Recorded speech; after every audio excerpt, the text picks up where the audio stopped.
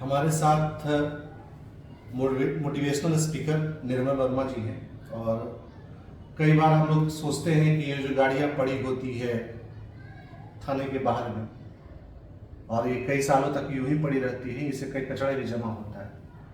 तो मैं आपसे इतना ही जानना चाहता हूं कि एज ए स्पीकर के तौर पे या एक आम आदमी के तौर पे आपका क्या राय या दृष्टिकोण है उन गाड़ियों को लेकर के जो कि थाने के बाहर कहीं फेंकी हुई है, जिससे कि प्रॉपर्टी का नुकसान होता है, चाहे वो इंडिविजुअल का हो चाहे सरकार का हो।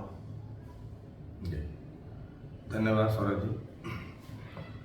देखिए, इस विषय पर मैंने कई बार बातें रखी है, जो अपने वीडियोस के थ्रू भी मैंने सरकार तक की बात पहुंचाने की कोशिश की। थाने में गाड़ियां जो पकड़ी जाती हैं वो किसी भी अपराध में पकड़ी जाए, मेरे हिसाब से गाड़ियों का कोई दोष नहीं है, क्योंकि गाड़ी तो निर्जीव है, तो वो तो कोई अपराध कर ही नहीं सकता है। तो जो अपराधी होता है, चाहे किसी भी धारा के अंदर उसको रोका जाता है, उसको बंद किया जाता है, उसको जमानत मिल जाती है और गाड़ियों को वही सड़ा दिया जाता है। और मैंने पहले भी कहा था कि थाने में गिद्ध भोज होता है।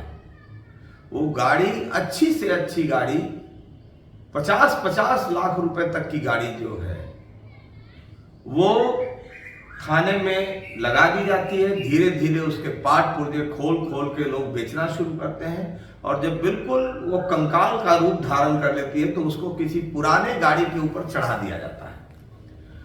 तो जब नेशनल लॉस की बात हम करते हैं तो नेशनल लॉस, बस का कोई शीशा आंदोलनकारी तोड़ देता है तब आप कहते हैं कि नेशनल लॉस हो गया। लेकिन क्या ये नेशनल लॉस नहीं है जो अरबों नहीं खरबों रुपए की गाड़ियां और थाने में सड़ के बर्बाद हो जाती है, और भ्रष्टाचार भी हो रहा है।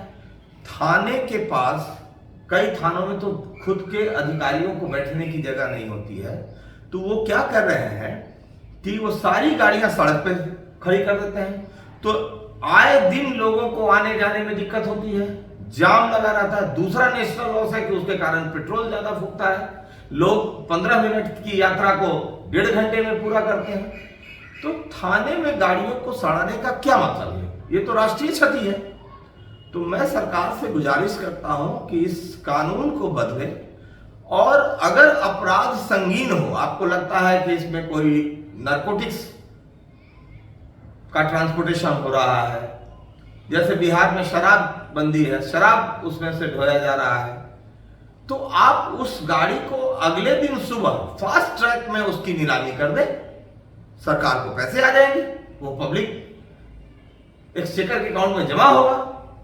लेकिन वो गाड़ियों को सराहने का तो कोई मतलब ही नहीं है। और मैं आपको बता रहा हूं कि सब तो नहीं, लेकिन कई थानों में इसका बहुत गलत इस्तेमाल भी होता है। आपके पास एक थाने के किसी स्टाफ के पास एक जेन्युइन स्कूटी है, उस स्कूटी पर दूसरे स्कूटी का नंबर लगा करके, जो थाने में पकड़ा हुआ स्कूटी है उसको, जो जेन्युइन स्कूटी है उसका नंबर लगा दिया। 2 गाड़ियां हो गई, अब दोनों इस्तेमाल हो रहा है। अब कब कोर्ट से ऑर्डर होगा, जब होगा तो नरकंकाल के रूप में उसको जमानत कर देते हैं। तो ये तो बहुत नुकसान है ना। इसका सॉल्यूशन आखिर क्या है?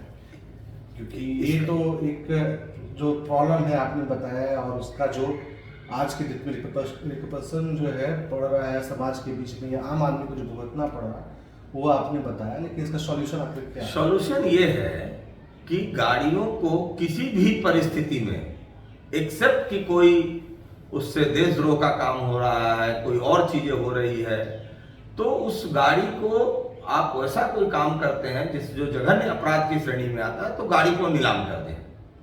और उसके लिए आप कोर्ट है, कचहरी है, आप वैल्यूअर है, और ओपन टेंडर कर दें, कोई भी आदमी उसको ले सकता है।